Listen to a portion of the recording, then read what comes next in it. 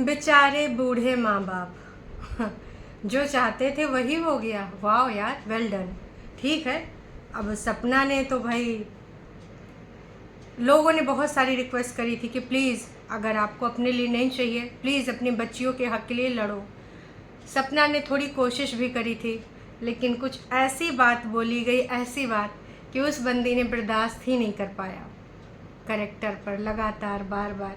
हालांकि बाहर वालों ने कोई कमी नहीं छोड़ी है, कुछ ऐसे लोग जो अक्सर उसके करेक्टर पे आ जाते हैं। तीसरी शादी, जब से राजवीर जी गए हैं, इस बारे में हमने न जाने कितने अनगिनत ऐसे थंबनेल और ऐसे वीडियोस देखे हैं जो कुछ गंदे घटिया लोगों की सोच साकार कर देती है। किसी भी बंदे का वहाँ पर एक फ़ोटो लगा देंगे और मुंह ढक देंगे और कहेंगे तीसरी शादी। ना जाने ऐसे कितने वीडियोस मैंने अपनी आंखों के सामने देखे हैं, लेकिन उन लोगों को शर्म नहीं आती है। वो सारी चीज़ें सपना बर्दाश्त कर रही थी, सारी की सारी चीज़ें।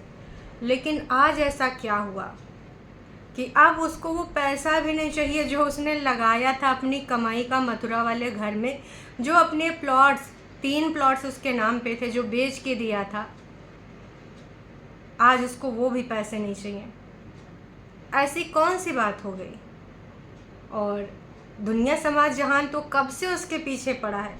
ये कौन ऐसा इंसान है जिसके बोलने से वो इतना हर्ट हुई है कि उसने बोला कि ना, हमको तो चाहिए ही नहीं। और ये दूसरे लोग कौन से हैं? दूसरे तीसरे जो भी समझ लीजिए, जो मथुरा वाले घर में आज नहीं तो कल रहेंगे, क्योंकि अभी मकान पूरे तरीके से कंप्लीट नहीं हुआ है। ये कौन से हैं पढ़ाने वाले लोग जो पूरी कंप्लीट फैमिली है और वही अब इनके साथ रहेगी। आई नो कि आप लोग बहुत सारे गेस ले रहे होंगे और कुछ लोगों के गेसेस बिल्कुल सही भी होंगे। बसी बसाई फैमिली, और पहले भी कौन इस प्रकार की हरकतें कर चुका है। 2-3 एग्जाम्पल के रूप में तो हम भी जानते हैं। चाहे वो मौसी जी हों जो लुकड़ी लगवाने में नंबर 1 थी, इससे पहले भी इनके घर में इंटरफेरेंस मौसी जी का हुआ था। और सपना ने बोला भी था कि प्लीज़ आप अपने घर पर फोकस कीजिए, या फिर कोई ऐसा इंसान जो आईडी पासवर्ड चाहता था राजवीर जी के जाने के बाद। तो आई डोंट थिंक कि इन दोनों में से एक हो ही सकता है ना? नहीं होगा, ऐसा पॉसिबल नहीं है। आप लोगों को भी पता है। लेकिन यार, सपना का ये बयान आप लोगों को कैसा लगा? मतलब यार, किसी बंदी को इतना मजबूर कर दो, इतना बेबस कर दो कि भाई कुछ नहीं जाता है साथ में। और ये सबको पता है, और आपसे बेहतर ये कोई समझ ही नहीं सकता, क्योंकि आपने अपनी आंखों के सामने अपनी खुद की 2 औलादों को जाते देखा। आपने बहुत कुछ कमाया, आपके पास बहुत कुछ था। कुछ गया साथ में? कुछ भी नहीं गया। हम में से कोई भी जाएगा, हमारे साथ भी कुछ भी नहीं जाएगा।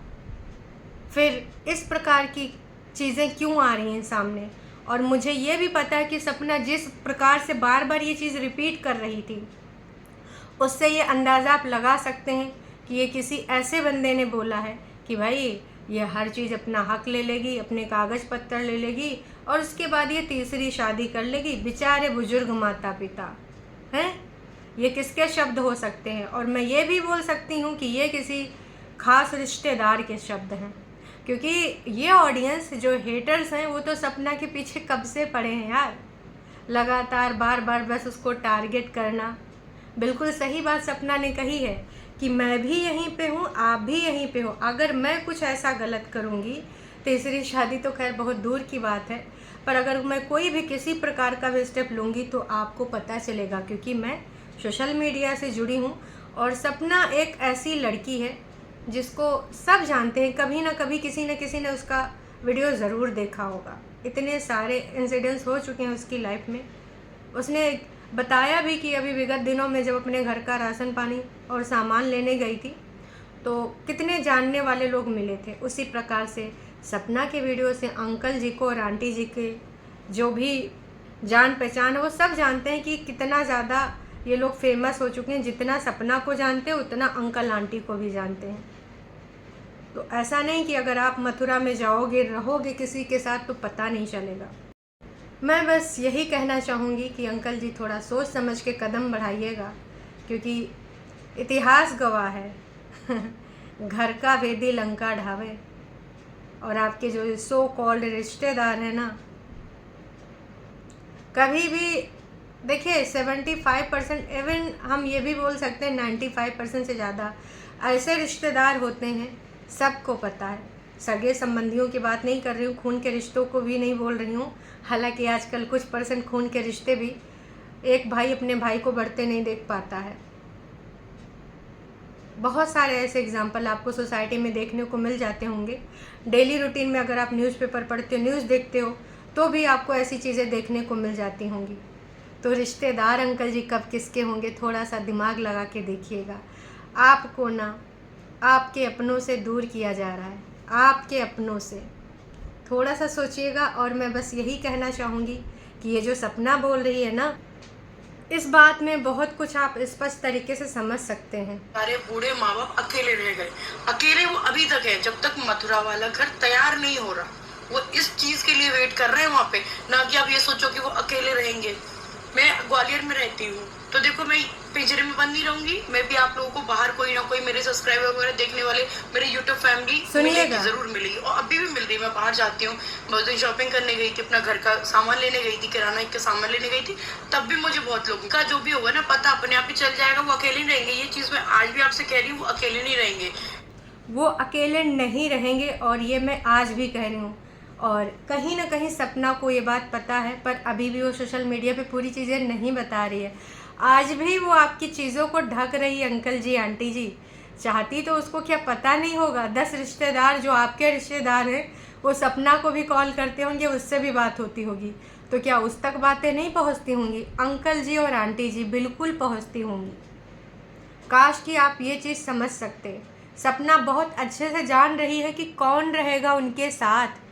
मथुरा वाला घर जो बन रहा है, तो क्या ये वाला घर, शिवपुरी वाला घर बेच दिया जाएगा, या फिर ताला लगा दिया जाएगा, फिर या रेंटेड कर दिया जाएगा?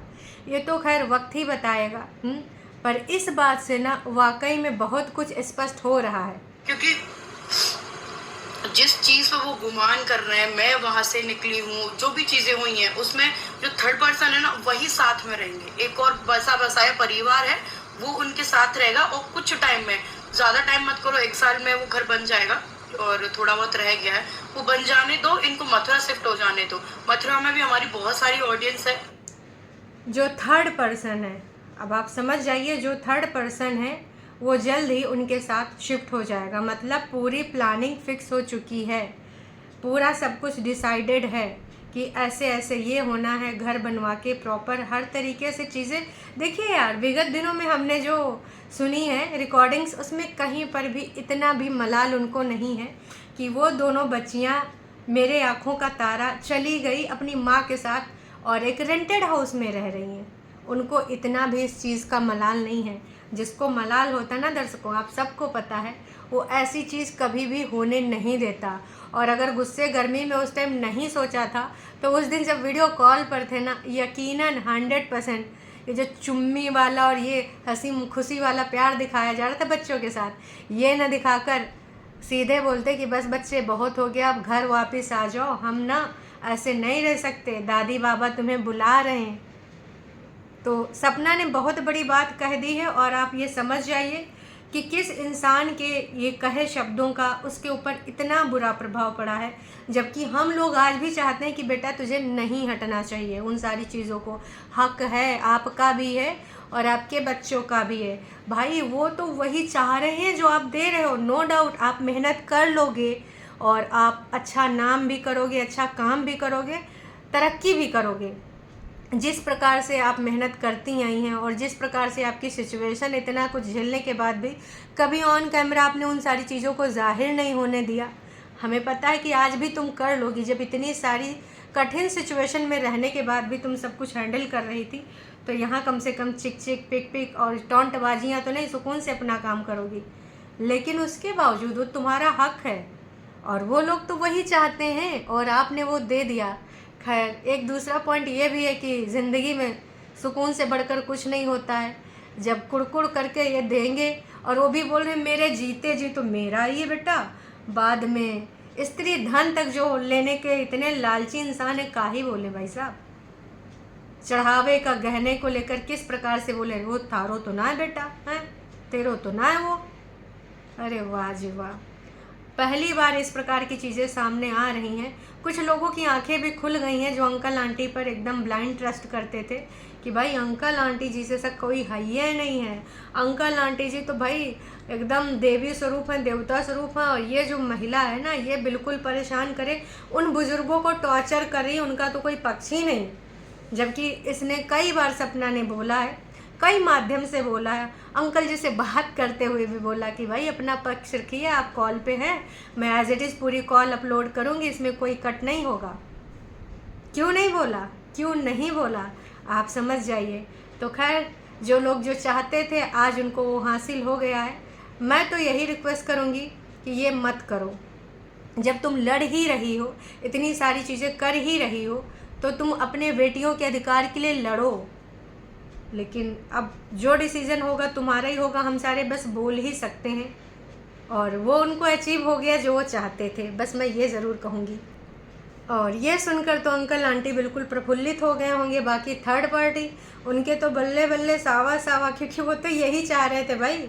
ऑन रिकॉर्डेड फूटी कौड़ी नहीं चाहिए मम्मी पापा जी आप दोनों से, ठीक है? कुछ भी नहीं चाहिए, मेरी बच्चों का हक भी नहीं चाहिए, मेरी बच्ची सिर्फ मेरी है, मुझे नहीं चाहिए। मैं कल तक उनके हक के लिए बोल रही थी, और आज कल जब मैंने हक के लिए बोला तो मुझे ये बोला गया कहीं ये तीसरी शादी कर ली, तो बेचारी बेटियों को ये पता नहीं क्या क्या जो भी कमेंट्स थे। मुझे ये बोला गया कि कल को ये तीसरी शादी कर लेगी, है ना, तो बेचारी बेटियों को पता नहीं वो जो थर्ड इंसान है कैसे समझेगा, क्या जानेगा, कैसे रखेगा। समझ रहे हैं ना? क्योंकि कुछ जो गंध वाले लोग होते हैं उनके दिमाग में इतना घटियापन भरा होता है जिसकी कोई सीमा नहीं होती है। जो मतलब वो काल्पनिक दुनिया में आके ऐसी ऐसी बातें बोल देते हैं ना कि आप समझ भी नहीं सकते हो, सोच भी नहीं सकते हो। बोला ये चीज दिखाना चाह रही थी आप लोगों को। एक बार भी बोला कि बच्चों को घर लेके आ जा, हमारा मन नहीं लग रहा, हम कैसे जिएंगे बच्चों के? यही पॉइंट मैंने भी रखा था। एक बार भी नहीं बोला कि घर लेके आ जा, और ये सारे सब्सक्राइबर्स भी बोल रहे हैं। तो अब आप लोग सोचिए सपना को किसने मजबूर किया, किस वजह ने मजबूर किया। आज वो अपना सब कुछ छोड़ रही है। पति के तरफ से भी जो चाहिए था उसका पूरा अधिकार है पत्नी। और किसी ने बहुत सही कमेंट लिखा है, मेरे वीडियो पे ये कमेंट आया है कि जो मम्मी जी बोल रहे हैं कि ये तेरो नहीं है, वो तेरो नहीं, ना चढ़ावे का, ना ये, ना फलान, ना ढमाक, ना पति के द्वारा दिया गया गिफ्ट। तो मम्मी जी भी तो मायके से लेकर नहीं आई थी, क्योंकि मम्मी जी बोल रही थी ना कि तू लेके थोड़ी ना आई थी। तो मम्मी जी आप भी दूसरे घर की बेटी थी और इस घर में आई थी, तो आप भी लेके थोड़ी नहीं आई थी। वैसे ये कहते हुए अच्छा तो नहीं लग रहा है, पर बहुत सही और सॉलिड चीज़ें, कभी कभी सही चीज़ें बोल देनी चाहिए। हो सकता है कुछ लोगों के गुर्दे छिल जाए, पर मुझे उससे फ़र्क नहीं पड़ता, क्योंकि बस एक लड़की लगातार बार बार झुकती रहे, उसी को इमोशनली ब्लैकमेल, टॉर्चर जैसे कर पाओ, है ना, मेंटली परेशान कर दो, उसके करेक्टर पे बात कर लो। यार बाहर वालों से इंसान लड़ सकता है, केस भी कर सकता है, बहुत कुछ कर सकता है।